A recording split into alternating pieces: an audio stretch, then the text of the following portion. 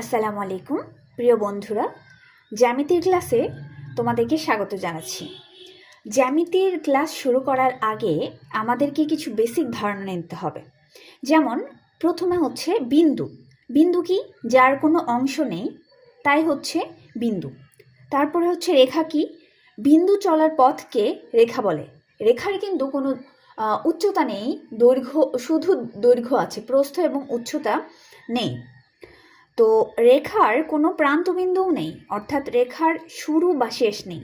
যেমন তোমরা চিত্রে দেখতে পাচ্ছ, একটা রেখা অঙ্কন করা হয়েছে যেটার দুই দিকেই অ্যারো চিহ্ন দিয়ে বোঝানো হয়েছে এটা দুই দিকেই প্রসারিত হতে পারবে, এটা শুরু বা শেষ নেই।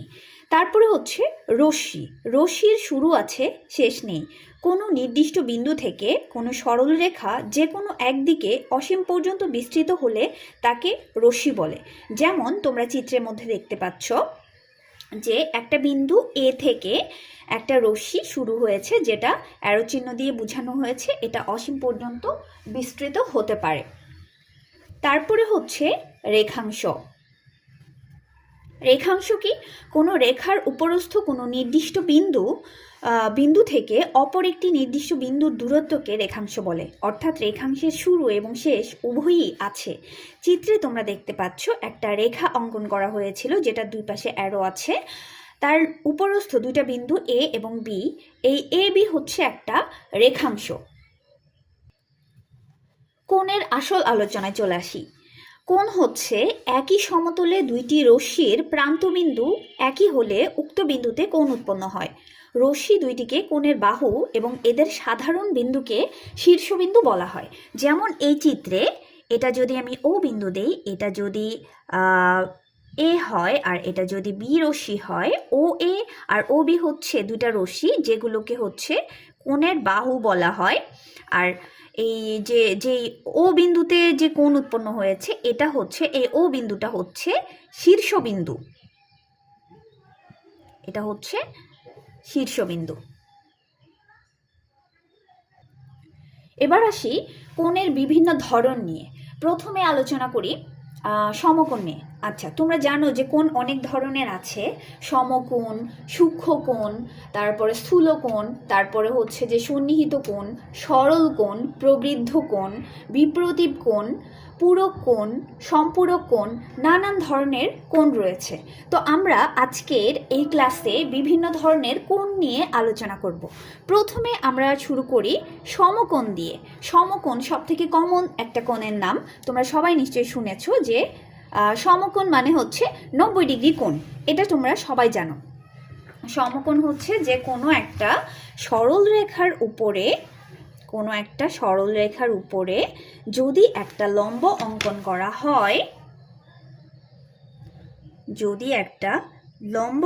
করা হয়, তাহলে সেই লম্ব সরল রেখার সাথে হচ্ছে 90 ডিগ্রি কোণ উৎপন্ন করে। আমি একটা লম্ব আঁকছি এখানে। 90 ডিগ্রি কোণ অঙ্কন করাটা সহ তোমাদেরকে দেখিয়ে দিচ্ছি। এখানে হচ্ছে যে এইভাবে হচ্ছে লম্ব অঙ্কন করতে হয়। এটা নিয়ে বিস্তারিত পরবর্তীতে আমি একটা সেশন নেওয়ার চেষ্টা করব। তো আমি একটা লম্ব অঙ্কন করলাম। তাহলে এই যে বন্ধুরা, এখানে হচ্ছে একটা 90 ডিগ্রি কোণ উৎপন্ন হয়েছে, এটা হচ্ছে একটা সমকোণ। অর্থাৎ সমকোণ মানে হচ্ছে 90 ডিগ্রি কোণ, এটা তোমরা সবাই জানো। এবার চলে আসি সূক্ষ্ম কোণে। সূক্ষ্ম কোণ নামটাই হচ্ছে সূক্ষ্ম মানে হচ্ছে ছোট, অর্থাৎ এক সমকোণের চেয়ে ছোট যেই কোণ সেটাকে বলা হয় হচ্ছে সূক্ষ্ম কোণ। আমি এখানে একটা সূক্ষ্ম কোণ ড্র করছি। সমকোণ তোমরা দেখেছো যে একদম সোজা যদি খাড়াভাবে লাইন ড্র করা হয় তাহলে হচ্ছে সেখানে সমকোণ উৎপন্ন হয়। আর সূক্ষ্ম কোণ হচ্ছে সমকোণ অপেক্ষা ছোট, অর্থাৎ 90 ডিগ্রি অপেক্ষা ছোট কোণ। সো এইখানে হচ্ছে যে একটা এ ও বি কোণ উৎপন্ন করেছি, এইটা হচ্ছে একটা সূক্ষ্মকোণ যেটা 90 ডিগ্রি অপেক্ষা ছোট। এবার আসছি স্থূল কোণ। এক সমকোণ বা 90 ডিগ্রি অপেক্ষা বড় কিন্তু দুই সমকোণ বা 180 ডিগ্রি অপেক্ষা ছোট যেই কোণ সেটাকে বলা হয় হচ্ছে স্থূল কোণ। এখানে দেখো একটা স্থূলকোণ অঙ্কন করছি। এক সমকোণ হচ্ছে একদম খাড়া লাইন হলে, আর এটার থেকে বড় যদি হয় তাহলে সেটা হবে হচ্ছে একটা স্থূলকোণ।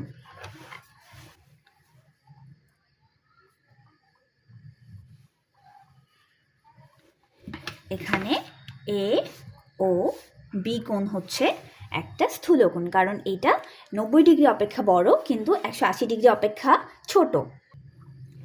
সরলকোণ, সরলকোণ হচ্ছে পরস্পর বিপরীতমুখী দুইটি রশ্মি যখন একটা সাধারণ প্রান্তবিন্দুতে মিলিত হয় সেখানে যে কোণ উৎপন্ন হয় সেটা হচ্ছে সরলকোণ।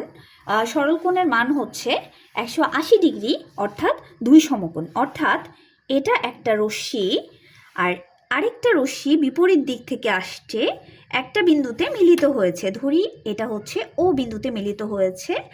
একটা রশ্মি ছিল ও এ আর একটা রশ্মি ছিল ও বি, দুজন এসে এই ও বিন্দুতে মিলিত হয়েছে। এই ও বিন্দুতে যে কোণটা উৎপন্ন হয়েছে সেইটার মান হচ্ছে 180 ডিগ্রি বা 2 সমকোণ। এটা হচ্ছে সরলকোণ, অর্থাৎ সরল রেখার উপরে যে কোনো বিন্দুতে 180 ডিগ্রি কোণ উৎপন্ন হয় সেটাই হচ্ছে সরলকোণ।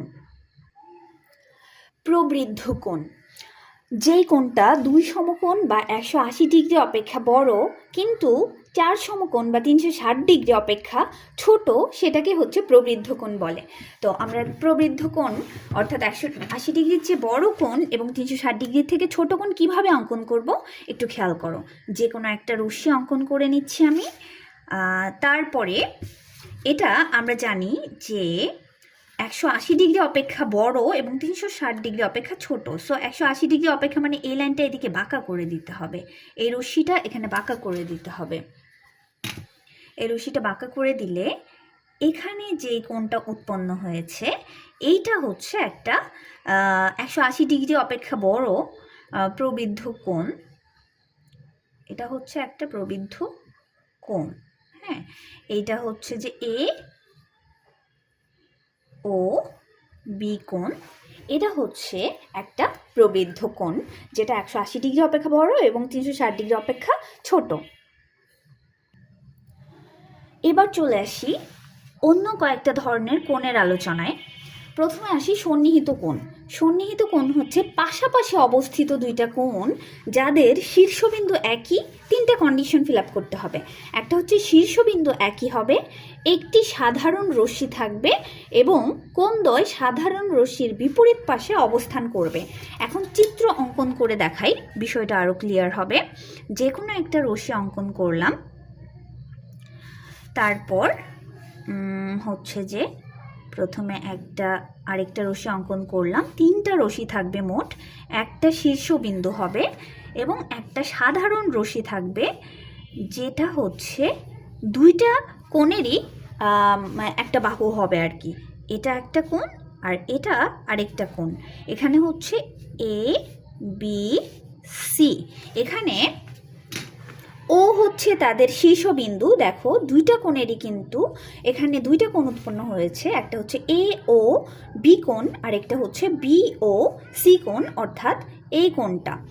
তো এখানে ও কিন্তু দুইটা কোণেরই শীর্ষবিন্দু এবং সাধারণ একটা রশ্মি আছে ওবি। ওবিটা সাধারণ রশ্মি কেন? কারণ ও দুইটা কোণের ক্ষেত্রেই কমন বাহু হিসেবে কাজ করছে।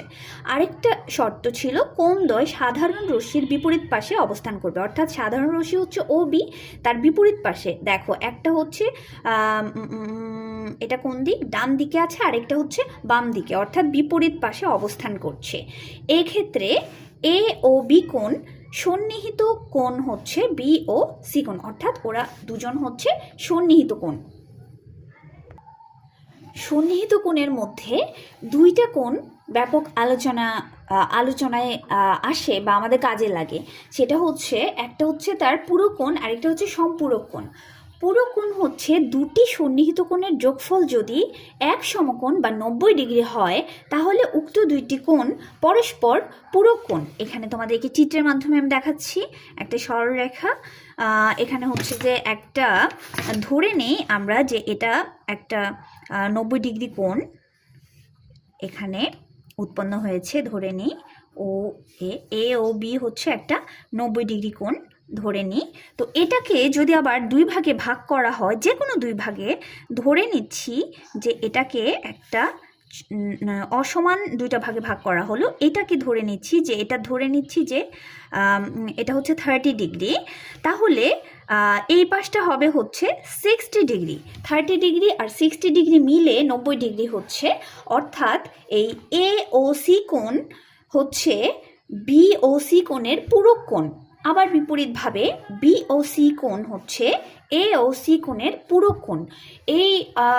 এখান থেকে অনেক সময় পরীক্ষায় প্রশ্ন আসে, এসএসসি পরীক্ষায়ও আসে বা চাকরির পরীক্ষাগুলোতেও আসে যে 30 ডিগ্রি কোণের পূরক কোণ কত। অর্থাৎ পূরক কোণ হচ্ছে যখনই দুইটা কোণ মিলে 90 ডিগ্রি হবে তখনই সেটা পূরক কোণ হবে। তাহলে একটা কোণ যদি 30 ডিগ্রি হয় তাহলে তার পূরক কোণ হবে 60 ডিগ্রি। আবার এখানে যদি বলে যে এটা 40 ডিগ্রি, 40 ডিগ্রির পূরক কোণ কত? 50 ডিগ্রি, কারণ 40 আর 50 মিলে 90 ডিগ্রি হয়।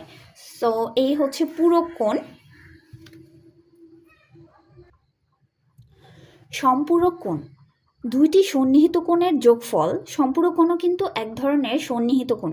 তো দুইটি সন্নিহিত কোণের যোগফল যদি দুই সমকোণ বা 180 ডিগ্রি হয় তাহলে তারা পরস্পর সম্পূরক কোণ। অর্থাৎ দুইটা কোণের যোগফল হচ্ছে 180 ডিগ্রি হবে। আমরা জানি যে সরল রেখার যে কোনো বিন্দুতে হচ্ছে যে 180 ডিগ্রি কোণ উৎপন্ন হয়। এটা ধরি যে ও বিন্দু। এখন যদি আমাকে বলা হয় যে এইখানে একটা কোণ অঙ্কন করা হচ্ছে, এটা হচ্ছে এ বি রশ্মি, এটা হচ্ছে ও সি রশ্মি, দেন এখানে হচ্ছে বলা হলো যে এখানে হচ্ছে যে 60 ডিগ্রি কোণ উৎপন্ন হয়েছে।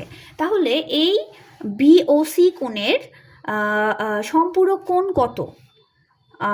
সেক্ষেত্রে হবে হচ্ছে যে 180 ডিগ্রি।